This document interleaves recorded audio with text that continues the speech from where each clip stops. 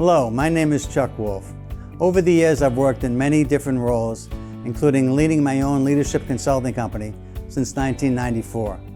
I've worked for and with some of the best companies and universities in the world, and have had the opportunity to work with government officials, military organizations, and public and private schools. I'm a leading expert and pioneer in emotional intelligence.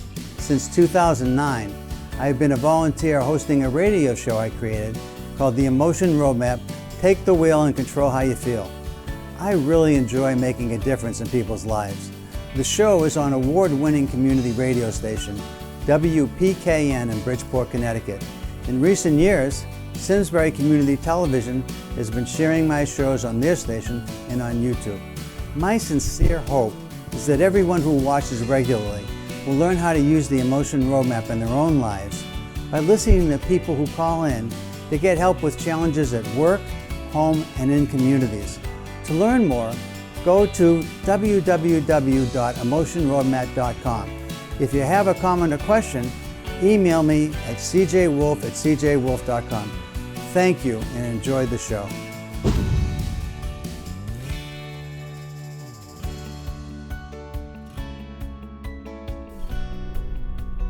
Hi, this is Chuck Wolf. I'm not available to come to the studio today, but I've included an excerpt from a show that I thought was really interesting that I wanted to repeat. I've edited it some, but I wanted to tell you that it has some elements that I think you'll enjoy, quite a bit actually. A really fascinating, wide-ranging discussion with a woman named Jessica, and then later a conversation with a man who's Vince, who has a son that has lost his job, and Vince wants to be helpful to him. Now, in my conversation with them, what I'm doing is I'm trying to help them understand exactly what it is that they can do to be more constructive in the way that they're dealing with some challenging situations they're both facing. In particular, with Vince, I think all of you who have some challenging problems, emotional problems you're trying to solve, I think you'll all find particularly helpful this idea that problem solving, emotional problem solving, has a set of rules that you can follow that will be extremely helpful to anybody with any circumstance where you feel you're trying to help somebody else solve a particularly challenging problem. The concept in problem solving, I'll share an outline right now, but you'll see it applied in real time with Vince later in the show. The idea is that when somebody's got something they're upset about, the very first thing you want to do is allow them to vent, fully vent, until they're done, until they're fully done just saying whatever they need to say. And what you do during that period while they're talking is you keep asking questions and reflecting back to them what they hear. What you might find is that when you reflect back exactly the same words they said to you, and you do it in maybe a shorter version of it, and you feel like you pretty accurately captured what they said, they may in fact say to you, no, that's not anything about what I was meaning or trying to say. And then you might find that you want to defend that because you really got almost all their same words that you reflected back to them. But the point you want to remember is that what they're saying to you is their inner confused state. And while what you heard is often accurate in terms of reflecting back to them what they said, it's not what they meant. And that's so important. It's not what they meant. And if you understand it's not what they meant, then don't you get defensive about saying, no, wait a minute. I know exactly what you said. That's what you said. It can deteriorate. I've had a few conversations like that. But instead you simply say, oh, okay, that's what I thought I heard. What was it that you meant? So you're not saying that they said something different. You're saying, that's what I thought I heard. What was it you meant? And then they'll say it again, and they'll be a little more clear. But you may have to do this several times, because a lot of times when somebody is upset about an event that's just happened recently to them, and they're feeling somewhat defensive and confused by it, some of their thoughts are jumbled. And your ability to reflect back to them, to help them to get clear in their own minds, in their own way, in their own words. This isn't you doing this. This is just you reflecting back to them what you think they heard and what they needed to hear based on what they've said to you that helps them to get clarity. So think about that. You want to help the person get clarity. That's number one. Number two is often, and I'm sure you'll recognize this in yourselves, when somebody comes to us with a problem, especially somebody we care about, we want to solve it, don't we? Don't we think that's what's being asked? That we want to jump in and say, hey, have you thought of this? Or this would be a good idea? Or why don't you try? Or what you need to do is, all those phrases assume that we've got something that they're going to want to respond positively to, and it almost never happens. And there's several reasons for that. One is, chances are, they're living with this, they've thought about it some, and the thing that first jumps to your mind that maybe is very obvious is perhaps something that they've already thought about and dismissed. And if they've thought about it and dismissed it, they'll tell you, no, that wouldn't work. That's not a really good idea at all. And then you feel like, what? What do you mean it's not a good idea? And then you try to explain why you think it's a good idea. And they say, no, it's not. And anyway, it begins to become an argument and not a discussion anymore. So instead, as I said, you keep reflecting back. Now, when they're done and you've really captured and helped them understand and get clarity, understand what they meant, not what they started off saying, but what they really meant and what they're really feeling. At that point, it's important to ask, what is it that you've already thought about doing and dismissed? What is it you already thought about doing and dismissed? And the reason that's important is that allows them to tell you the things that maybe you wanted to suggest that they've already considered and dismissed. So don't go there. But allow them to tell you about the things that they thought. Maybe they said, I don't know, I have no idea. Or I haven't really dismissed anything. Well, then ask, well, are you considering some options? Do you have some thoughts? And allow them to tell you all the different options they're considering. If you happen to like one of those options and think it's a really smart idea, or one or more of the options, ask them, is it okay if I tell you the options that you just mentioned that I liked and how you might build on that? Would it be okay if I helped you with that? And the reason I say, would it be okay, and you're asking permission, I'm suggesting you ask permission, is that erases the automatic defensiveness that comes up when somebody feels like they should have known something that you're about to say, and they hear you say it, and they feel like they're angry that they didn't think of it, and so their anger doesn't come out against themselves. It often is directed towards you because they're just upset. It's not personal, they're just upset. So when you ask, is it okay if, and you ask permission, the dynamic changes significantly. And when the dynamic changes significantly, you get a chance now to offer a build on what they've already suggested. If it's their plan to start with, they're already on board with the plan, and you helping to make them better really does allow the two of you to collaborate and problem solve. Sometimes they may feel they have nothing. They have absolutely nothing going on that they can actually support, that in their own minds is a good idea that's going to help them move forward with this. And in that, if that's the case, then you ask permission in this way. You say, well, would it be okay if I suggest an idea or two that I thought about as I listened to you? Again, the same reasoning is that you want to just derail any possible defensiveness on this part. Maybe they don't want you to jump to any conclusions or options because they just wanted to vent. Sometimes just listening to somebody is all they really are asking for from you, although it sounds like they're asking for you to solve their problem. They may not be. There's an important distinction here that's really important that you recognize. Sometimes they really don't want a solution. They just want somebody to listen to them. And that might be good enough. That might be exactly what they needed, and they'll go figure out what they need to do on their own after that. So those are some important ways to consider how you might make a difference, how you might make a significant difference in your ability to be helpful to somebody that's going to actually problem solve with them, emotionally problem solve with them, and provide them with options they might not have considered that'll be helpful. And what you'll hear is me talking that process through with Vince towards the end of the show. So I want to let you know, too, that I won't be in the following week either. And I'm going to have a wonderful show with you that I'll share with you that is a conversation I had with Max Guinea. Max is a professor at the University of Bologna in Italy. Max actually and I have collaborated a few times, and Max has asked me to speak to his classes and paid me as a speaker to be in the University of Bologna. And Max is just one of those people out there who I have tremendous respect for, who knows a lot about emotional intelligence. But you'll hear about him talking about emotional intelligence in Italy, and I think you'll find it really fascinating. I know I did. So that'll be the following week's show.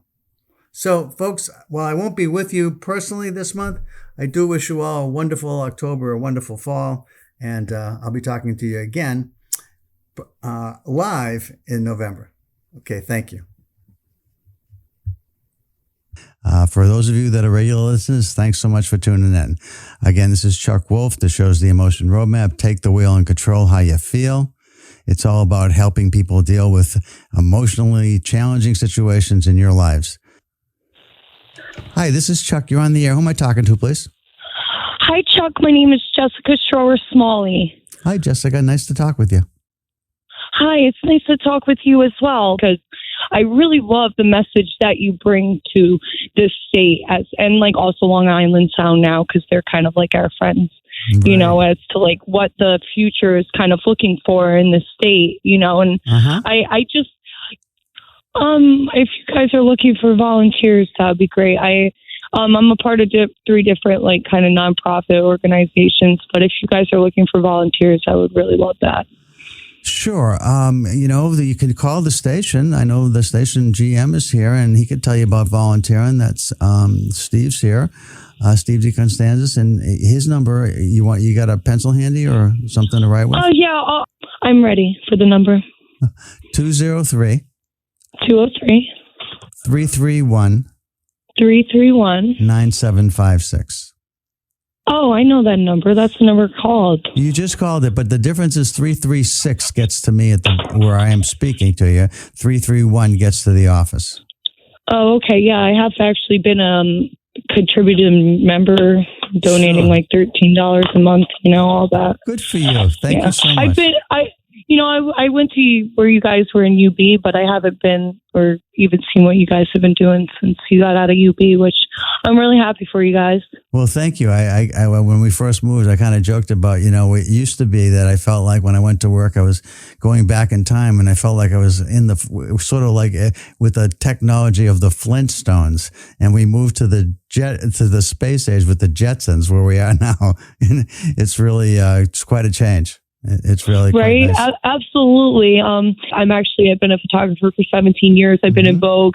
I've been on book covers across the world. So they say actually like light acts differently if it's being observed with a camera, if in comparison to if it's not. So like things act randomly and differently than like what they would have been expected to be if they're not being observed. But if they're being observed, they'll go exactly what it's supposed to be, exactly what it's supposed to do. So if you ever feel like sometimes like you wish you had your cell phone on you to get like a picture of something, it's like a literal scientific theory, like, you know, that's been known for years, you know, like why you're having that interaction because you don't have your cell phone and you don't have like that thing to record it. Well, you know, it's interesting because I can, even though I didn't have a picture, I wasn't able to take a picture of it with my cell phone. In my head, that is as clear as the moment I saw that wolf in my head. Right? Yeah. Right? Yeah. Seriously. And then it's like sometimes like a photograph can never do justice to the real thing. Oh, and I what I'm saying? That too. Well, if photography is your expertise, maybe there's some way you could do something with a photo shoot for the station if that was something you wanted to do. I would absolutely love to. I would love to talk to the station. That would be wonderful. Like, I will definitely, do you have like an email address that I can maybe? Sure. Yeah, I know that if we're still on air, you might not be able to give I don't mind people emailing me. Okay. The email is my first 2 initials. My names are Charles James, so it's C for Charles, J for James, and then my last name, Wolf, WOLF with an E at the end. And then at the same thing, CJWOLFE.com.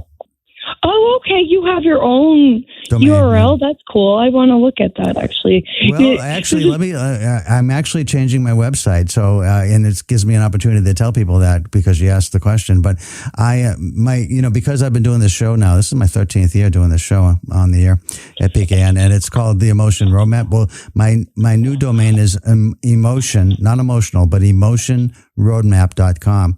And I'm going to actually, when you and I finish, I'm going to talk a little bit about it on the air. Because actually, if you're a visual person and a photographer, you'll maybe appreciate this more than maybe I did and others might. But I've never really paid much attention to the visual part of emotional intelligence, which there is. Emotions are seen in objects, and websites are sort of create an emotional experience when you see a website. And so I always kind of did what I thought was functional, not beautiful. And someone that I did some work for really wanted to do something for me. Sometimes the work that I do, people feel like is life changing, and he had that kind of experience. And he said, I'd love to redo your website for you. And I said, okay. And I didn't really think I've always found myself able to do business without having to worry about a website other than having a presence. So I never really cared that much about it. But my goodness, he just finished it. We just uploaded it, and it's just beautiful to look at. And it has a lot of really great information on it, and it's fairly simple and easy to navigate. And so if you look it up, look up emotionroadmap.com, because that's, even though I got a domain CJ Wolf, but look up emotionroadmap.com. It's really, I'm really proud of it. I'm pleased with what. Are you a lefty? Yes. That makes so much sense. Okay. That is funny.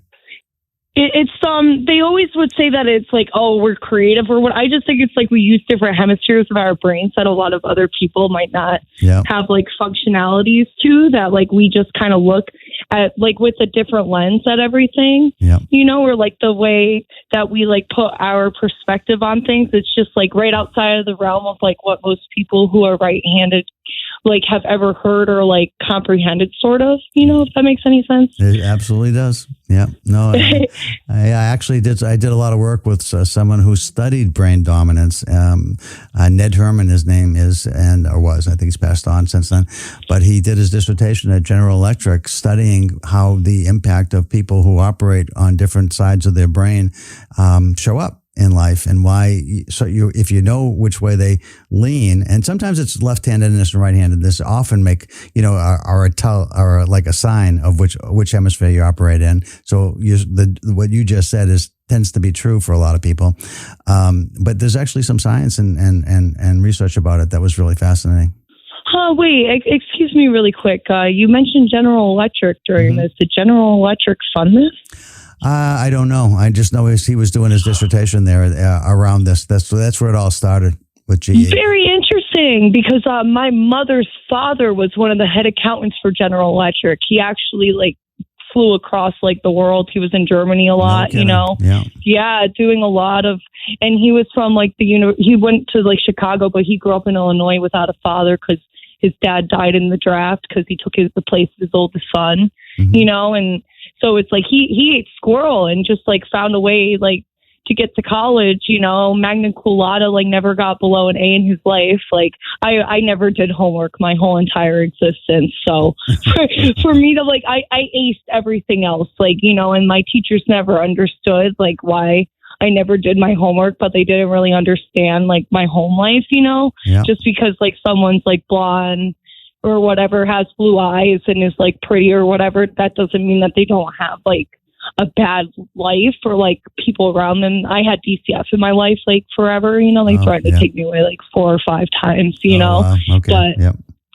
But yeah, all of that sort of thing. It's very, very bizarre, like the dichotomy of everything. That's why I just think like as long as we're like looking at the future for the children's sake, like above like any of what we all perceive or like wish for us, like that's the way through it. And I'm not saying like make every kid like, tell us what to do, but also like give them a listen and know like what it is that we're doing to them just by making them sit there their whole lives, Yeah, there's a lot of interesting work going on. And one of the places I'm friendly with is the Center for Emotional Intelligence at Yale University, and they're not the only ones. But this social and emotional learning is it's having an impact where it's really followed through. I mean, one of the things that happens is sometimes people do programs, but they're sort of like an addendum, and teachers feel like they just feel like it's just something added on, like a million other things to a teacher's role and responsibility. But with Yale, one of the things they tried to do and been somewhat successful with is to integrate the experience of what you're teaching into your actual curriculum. So it's not more than what you're already doing. It's just a different way of looking at things, so that when you're reading a story and you're trying to understand the characters in the story and you're looking at character development, you're asking questions about, so how were they feeling? When that person got bullied, did anybody else in the room ever feel bullied? So they tie things into actual curriculum in ways that it seems like it's holistic and it's system-wide. They do it for parents, they do it for principals, they do it for superintendents and other people at the central offices, and they do it for the kids. And it's a really holistic, it's a great approach. And so I hope there's more and more paying attention to what kids really need, and trying to make it work. But it's a struggle. Absolutely, because it's also like they say, the brain hasn't finished developing until like people are 25, but I feel like a lot of times, like even adults I know are stuck kind of emotionally or spiritually or mentally, like at a certain age, but if we allow children to like grasp certain concepts of life and of like existing throughout their lifetime, like by the time they're like 21, they might not be like scarred and damaged from like just being thrown into everything like at 1,000 miles an hour, to like drown themselves, in alcohol or pills or whatever, which is what I see a lot around me in the world, and it's very sad that this is like the way that it is, and it definitely we need doctors, obviously. We need to a certain degree, like have some sort of moral basic compass of like who is our form of leaders. But when it comes to like child's lives, like I feel like we're still not doing enough. We're just like, I think one of the things I probably need to close with this, Jessica, one of the things I like to think about is that the reason I'm doing this show as a volunteer all these years is that I've learned some things about emotional intelligence and how emotions work. But I also used to be a therapist, so I understand that individuals respond differently to what might be a general rule that would work for some people, may not work for that person that we're talking about, or the person yourself. May respond to what most people respond to, or you might be unique in certain ways, and usually are. And so one of the things I think of is that what I'm trying to communicate on the radio to people is that there's a science to it, and you can actually learn about how emotions work, but there's also an art to understanding who you are and how you're unique, and also the key people in your life that you interact with all the time, and the ones that you care most about, that they're unique too. And so understanding how emotions work is important, and understanding how they work for that person and for you is really important in terms of relationship building. I had a lovely conversation with you, Jessica. No, thank you for calling. All right, bye. Bye-bye. But I do want to encourage people to look at this newemotionroadmap.com. I want to talk a little bit about what's on it, because it's to really be helpful to people. There's some information on it about how do you motivate others. And you can't always know how to motivate others, but it's similar to what Jessica and I were just talking about, which is understanding what matters to the people that you're trying to motivate. What is the key thing that you might say to someone that's going to influence them to make what you consider is the right choice for you and for them? What do you understand about them that's unique to them? What might be common to anyone? Like, for instance, things like most people, like Jessica's earlier point, most people want to feel like they belong, that they're welcomed into different groups or society or families, or that they're welcomed by their people that they care about or want to care about, and they want those people to care about them. That's pretty much things that we have in common. But how do you welcome somebody that's a bit unique and a bit different than most of the other people in your family, or a bit unique and a bit different than most of the other people on your work team? How do you welcome them? So try and understand what's common among people, and also what's unique about each person is a key to the questions you want to ask to understand what's going to be motivational to someone. Now, sometimes people that are great speakers, I'd like to think of myself at times in that category. I'll give talks, keynote speeches, and sometimes I'm really able to capture what everyone in the audience needs to hear. And I really hit like 100%. But a lot of times I'm capturing what a lot of people want to hear, but maybe not what everybody wants to hear. Because again, each person, sometimes each group, different groups of people have specific needs that maybe I didn't attend to, or you didn't attend to when you spoke to them. So there's information about how to motivate on the website. There's information about how to help people be accountable. Like there's so much talk now these days about diversity and inclusion with all these kind of unique groups of people that are existing, that we're identifying and being more thoughtful about these days. And so there's a lot of, I think, good intentions around what we're looking for from people, what we're hoping people experience. But that doesn't mean that's what their actual experience is. And if we say we want to do certain things for certain groups of people and recognize people, particularly those that maybe haven't been recognized or have had more of a struggle to succeed in our world, and we want to help uplift people from every possible direction, from every possible group, if we want to be uplifting, what do we know about those groups of people? But because we know something about a group of people doesn't mean we know about each individual in that group. And when we talk about what we're going to do, we have these grandiose ideas and thoughts and plans, and then we put them into motion and we actually execute them and we see them and we then see some of it worked. Maybe a lot of it worked, or maybe a lot of it didn't. And then if it didn't work, there's the blame game that happens. Well, that's not what I thought we were going to be doing. That wasn't what I really wanted to do. So one of the people that I have as speaking on my website that I have a little clip of is a wonderful woman I've done a lot of business with, who I just really enjoy being with, Emily Nikita. And she's originally from West Africa, and she's working in Canada, and she's a talent and culture executive, and she's got a great way of working with people and helping them to understand that when you say what you think we need to do, and you put together your words about what we want to plan to do, and then we all together work on execution, you can't go back and say that's not what you said and that's not what you wanted, because here's your words. Here's what we all said, and these were your words. I believe this is actually what you said. And it's just simply to hold people accountable. And because in being accountable, it's not to make you feel bad or wrong. It's just to say, hey, look, we tried something. We all agreed to it. We all thought this would work. It didn't. So let's just figure out what didn't work, why it didn't work, how we can make it work going forward. So if the intent is positive, if there's goodwill behind your efforts, if people feel like caring about other people, and it didn't quite work the way you wanted, learn from each experience and make it better. Just keep making it better. Jessica also mentioned that sometimes our brains form it different over time, and sometimes people get stuck places. Lots of us get stuck places.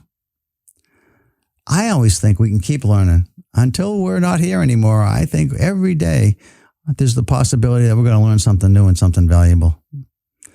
So again, I encourage you to take a look at the motion roadmap, and I gave out my email. If you got something nice or thoughtful to say, or anything, or criticism is fine too.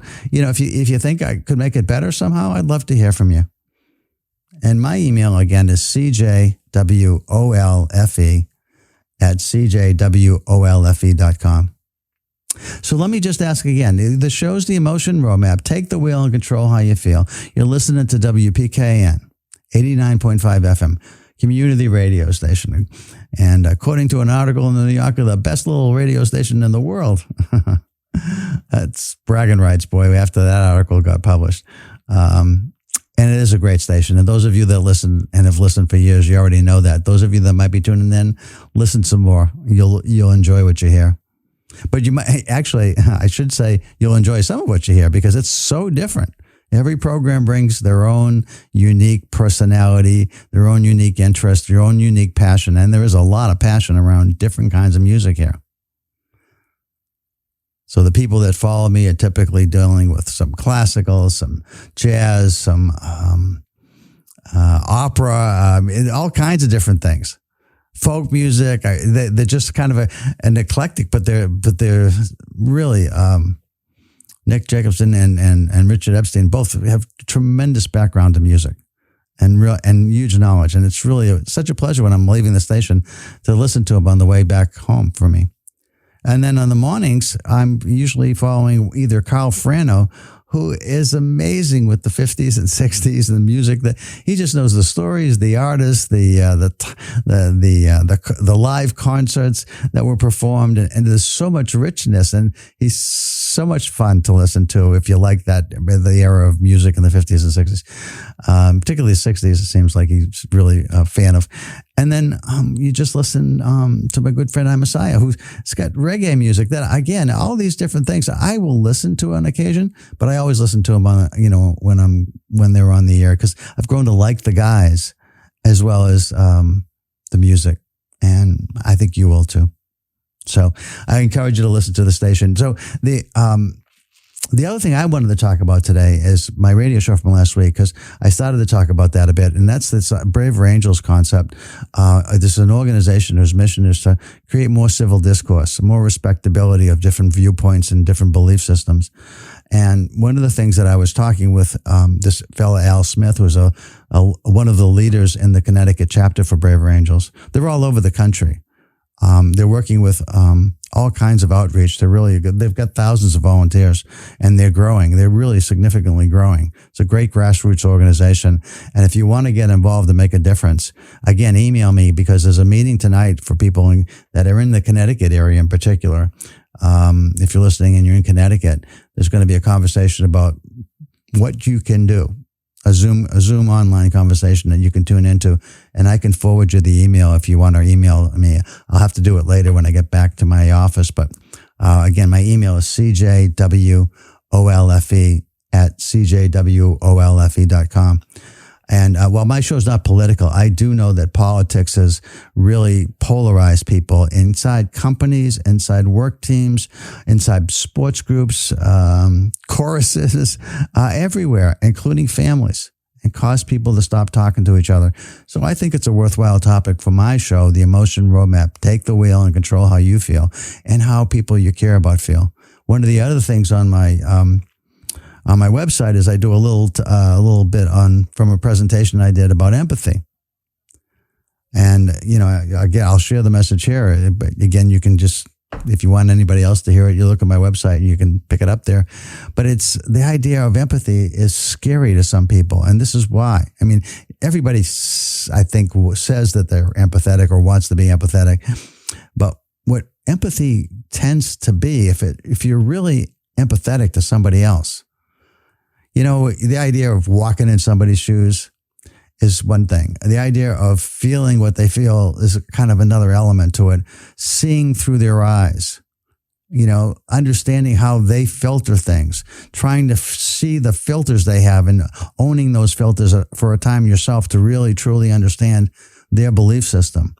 The scary thing, according to Carl Rogers, a very famous psychologist, the scary thing about empathy is that we start to identify and understand and even believe what somebody else believes.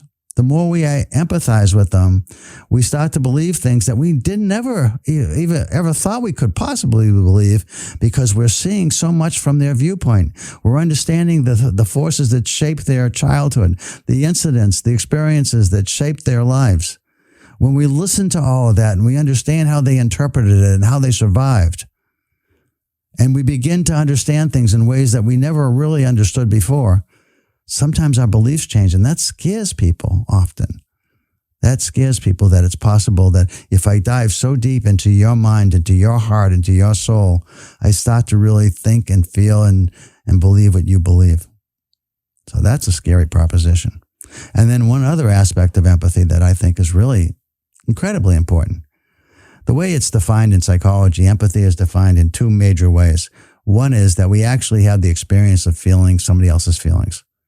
And now, not everybody's good at this or able to do it, but for those of you who are, you know what I mean. It's when you walk into a room and without anybody saying anything, you sense there's great joy here, or there's sadness, or there's anger, and you know it the instant you walk in. Now, if it's sort of low-key emotions, you may not be picking things up, but when they're intense or slightly intense, depending on how good you are at this, you have what they call emotional empathy, feeling what others feel.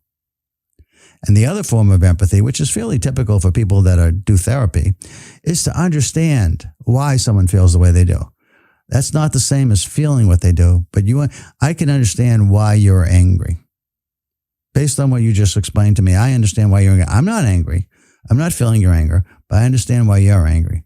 And in understanding why you're angry, I know how most people deal with anger that might help you to calm down or to deal, if it's an injustice, to solve the injustice.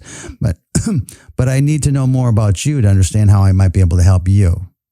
That's what I was talking before about science and art. But the idea here is that there is intellectual empathy, understanding why you feel the way they do, and emotional empathy, which is this idea of feeling what somebody else feels. And then Dan Goleman, who's become a colleague and somewhat of a friend of mine. I've gotten to know Dan because we're in a couple of groups together. Dan talks about empathetic concern as a third part of empathy. And what he says is that, well, you might feel what somebody else feels, and you might understand why the person feels the way they do. Do you care about it? Do you care about how anybody else is feeling? Because I might care deeply about you and not be good at this, but really work to understand how you're feeling, work to feel what you feel because I love you, or I respect you, or I really want to support you.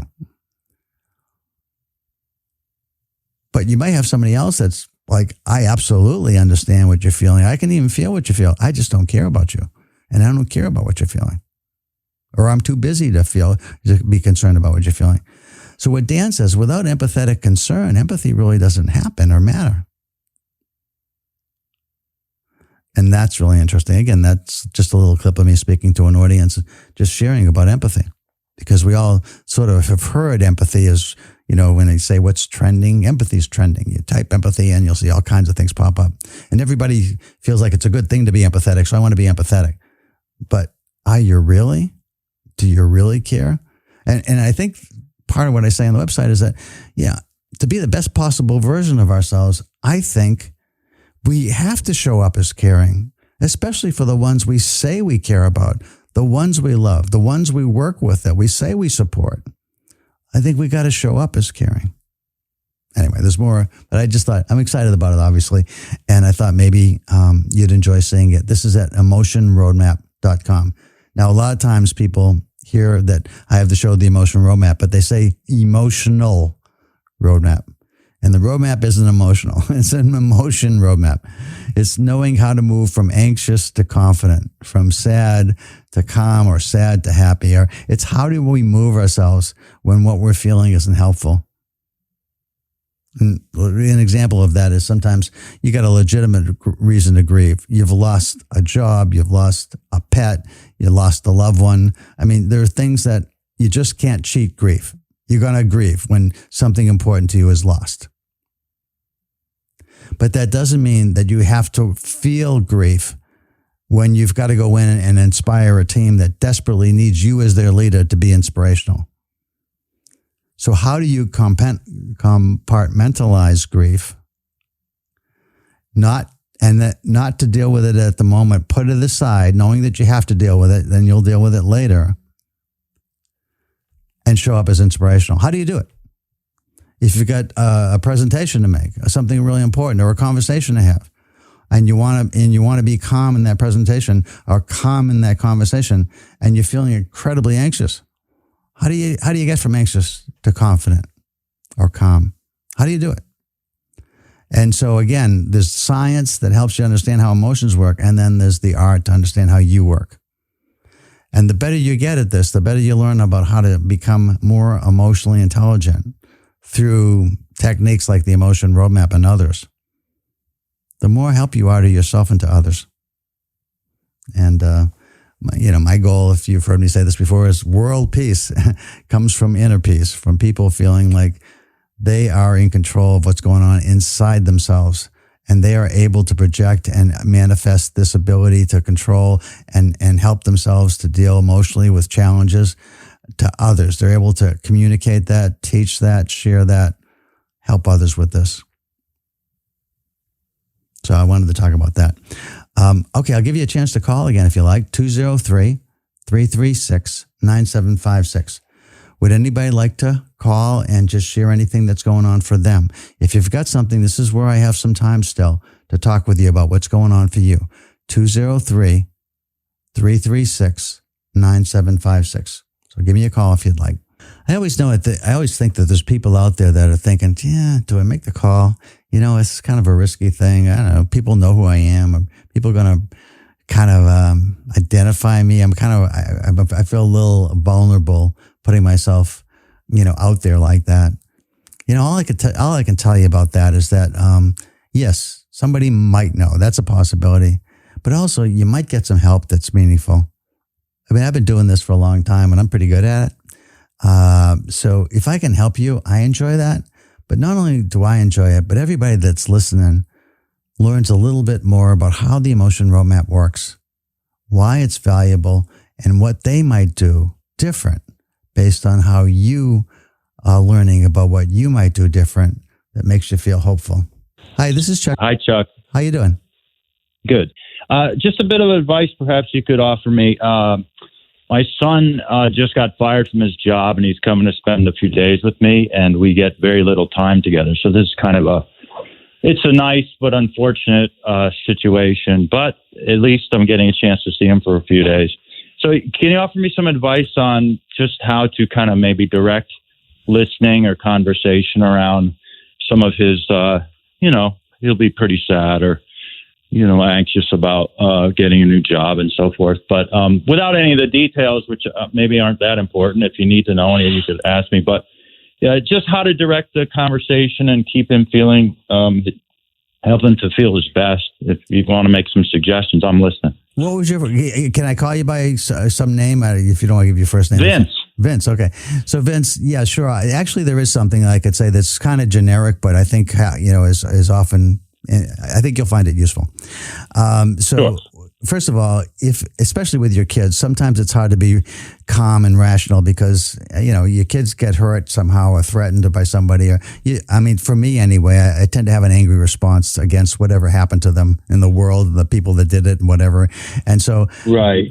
So there's that you got to deal with. But then there's also the piece where I want to help them problem solve right away. I want to jump in and start talking about what they can do next and build their confidence and get it. I mean, does that sound familiar at all in terms of how you might be feeling?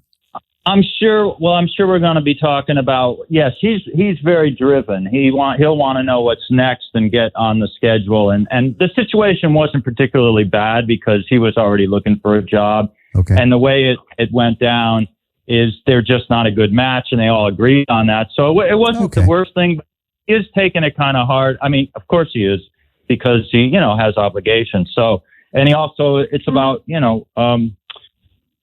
having meaningful work, which he, like most people require. So, it's not a bad situation. What I'm feeling is I want to be there for him, but not, kind of set him off, I don't want to push him, because it's up to him what he's going to do. But, I don't know, just how best to be supportive in the simplest, as you say, maybe a generic way is going to be fine in this situation. So, okay. So there's less of heated. It's not a heated situation, but it's it's not. It's uncomfortable for him because whatever. So here's the way I position this, and this is for everybody that's listening. You can use this because it's similar in a sense that I think a lot of us, not just with family members, but with somebody who's got a problem that they're facing and they're trying to figure out what to do next, we want to jump in and we want to offer our thoughts and whatever we think might be helpful. That's normal, and yet it's not helpful. And here's what I mean. So when you first see him and you're first spending time together, it's really important for you to just be reflective. Just listen as much as you can. Just listen to what he's thinking about. What are his options? What is he hoping happens? I mean, in some ways, in the background, I'm thinking, how is he feeling and how do I want him to feel? how do I want him to feel is like different than how he's feeling, but it may not, with something like this, it's not going to happen fast. So if he's feeling either a little disoriented, a little confused about he didn't pick the right spot for some reason, it didn't work out, he's trying to understand why it didn't work out so he doesn't repeat the mistake. That's one possibility. Another, he's feeling like he doesn't want to admit it to himself, but he feels a bit defeated that he didn't figure out how to be a better fit. It's possible that he might feel some of that. He definitely feels that, yeah. Okay. And so anyway, just listening to him and playing it back to him is without offering any solutions. Because as soon as you offer a solution, here's what happens typically. What I find, and this is, if I forget to do this, if I just offer, well, okay, why don't you, and I offer what I think might be helpful.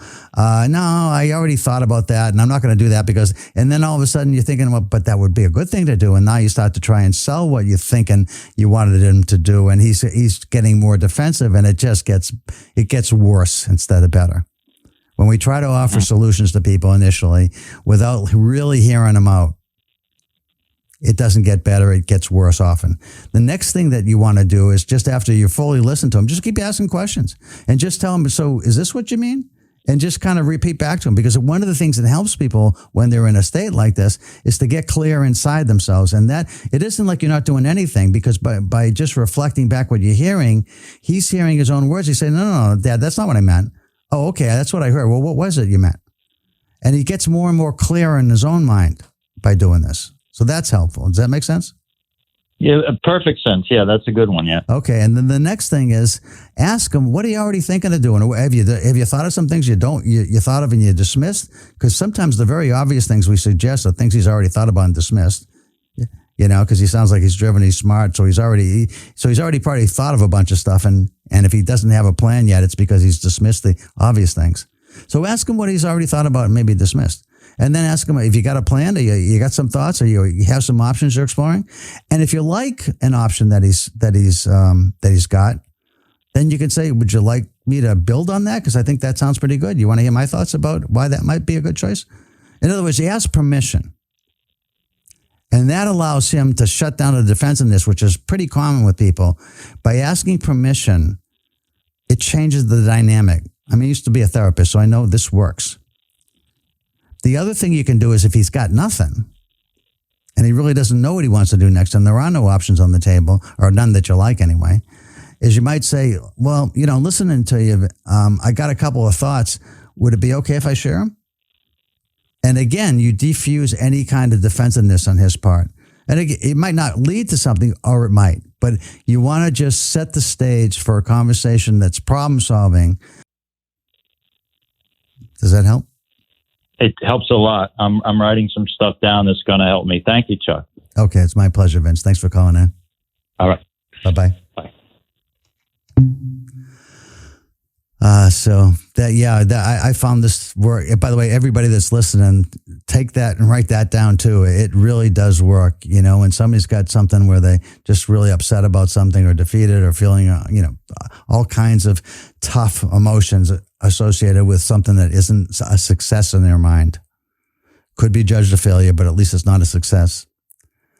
You want to just let them vent until they're done and reflect back to them to help them to get clear. And by the way, they may get mad at you if you repeat back to them what they said and it's not what they meant. But don't let that make you defensive. Just say, oh, okay, that's what I thought I heard. What was it that you meant? Because their lack of clarity, their confusion, causes them to be all jumbled when they talk to you. So I hope that's helpful. Again, one of the other things I just want to remind everybody about is I did talk about this idea of the Braver Angels group being on the air on a Zoom presentation with two representatives in Connecticut. One was a Democrat from Fairfield. One was a Republican from Brookfield in Connecticut. Both considered to be highly bipartisan in the way that they function with one another. And it was facilitated by this fellow who's the co-founder of Braver Angels, Bill Doherty, who used to be a marriage therapist. And he starts off and I watched it, and I want to tell you that you can watch it too, because it was recorded. I watched it. I thought it was wonderful. And one of the things that Bill does, because it's a strategy that works with relationships and when he's trying to mend fences as a therapist, is he asks them to talk about the times in their lives that formed their beliefs, the times in their life that shape what they're doing today, the times in their lives that made them who they are. And people start talking about families and about, circumstances and situations, really powerful emotional situations that bring people closer together. And then they talk about politics, and it's really well done. If you want to know more about it, write to me and you can get, just look up on Public Radio Exchange, PRX Exchange, and you'll find my show on Braver Angels. You can listen to my show from last week, and also there's a link to the YouTube of the presentation. So that was a whole session about problem solving, and I hope that you spent some time understanding how that works. Because what's key is that you understand that when somebody's got a problem, that they come to you and they sound like they want you to solve it. That's not always what's happening. Sometimes they just want you to listen, and that's really an important way to help people, is just to listen. There's a piece of us, I think, for many people anyway, that really just wants to be helpful to others. And so we feel like what they're asking for is a solution. And it's hard not to offer those solutions right off the bat. Oh, I've been there before, or I've done that, or I've dealt with that. This is what you need to do. It's kind of what a lot of people hear in their own minds. The words being spoken in their own minds are, hey, I know what this person needs to do. I know how to help this person. I know what I can say. And then sometimes you might get that right on the first round. It's rare, though. Most of the time, people feel like what you bring up quickly is something that they might have already thought about and dismissed. And then it gets to be argumentative, and that's a problem for everybody. So instead, just make sure that you really listen hard to what they're saying. And as your mind starts to conjure up all these thoughts about how you can help them and what would be the ideal way for you to help them solve this problem, try to ignore as much as you can those kinds of thoughts and just focus on what you're hearing. And then, as I mentioned to Vince, when you're trying to play it back, it may be that when you play back what you heard, even if you get the words exactly right, the person that you're reflecting back to may think that you got it wrong because what they intended or what they meant, or what they're actually really unclear about, didn't come out the way they wanted. And so they'll say to you, no, that's not what I said. And it may actually be what they said. But what you want to understand, what's important to understand, it's not what they intended. And they're not sure yet, maybe, what they intend, because they're still trying to figure it out. So you're reflecting back to them. Don't get caught up in being defensive about, hey, you didn't get it. What do you mean I didn't get it right? I repeated almost exactly what you said. Don't get argumentative with them. Just understand that your role in the beginning of problem solving with anybody that you want to spend the time with, that you care about, is simply to help them think through what's really going on in their mind as they're trying to sort through all the information, all the details, all the variables involved with what's happening, to try and figure out what they want to do next, what's safe to do next, what makes sense to do next, what may be risky but worth the risk to do next. Lots of times it's not simple, it's not easy, but it is helpful to just listen to them. And then when they're done, as I mentioned to Vince, what you want to be able to say next, what you think is important for them to hear, is to ask them, what are you already thinking about doing? And what have you already dismissed? Because they'll tell you in their own minds that they got a few thoughts about maybe what wouldn't work. And they have some ideas maybe of what would. And if you hear in what they suggest to you what would work, then say to them, hey, that's a pretty neat idea, I think. Would you be okay with me building on that idea? Because I like that idea. I think that makes some sense. And if they're ready, and if they're able to listen and process more, they'll say, sure, I'd love to hear what else you have to say about this. That's when you can reply to them in ways that build on their plan. And since it's their plan, there's a good chance they're going to make that happen. And hopefully it's something that you add to and you help them with, and it comes out successfully. And again, once more, sometimes they feel like, I got nothing. I really don't know what I want to do. I really am unclear what to do. At that point, what you want to say is, if you have something, would you like to hear what I'm thinking about that might work? Would it be okay for me to share that with you? For the same reasons I sent to Vince, you just kind of lower their defensiveness. You make them feel supported. Even during this time of uncertainty, there's somebody out there, you in fact, that's supportive of them, and they certainly appreciate that.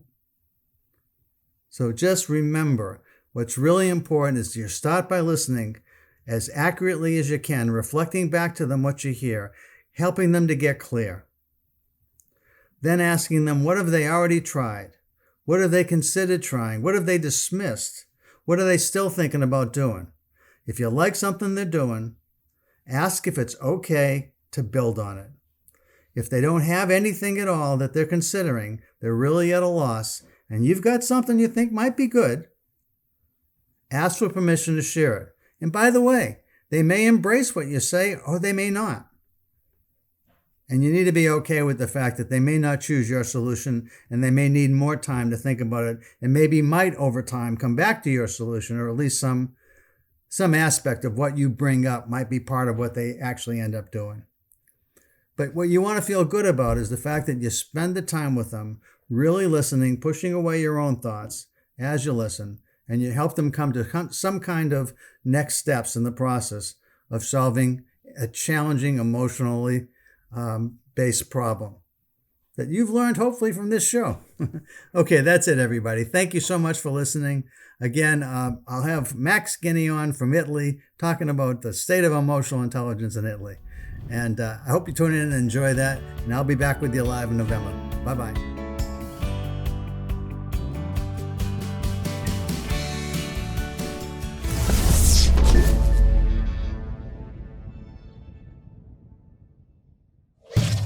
Funding for Simsbury Community Television is provided in part by contributions from viewers like you. Thank you.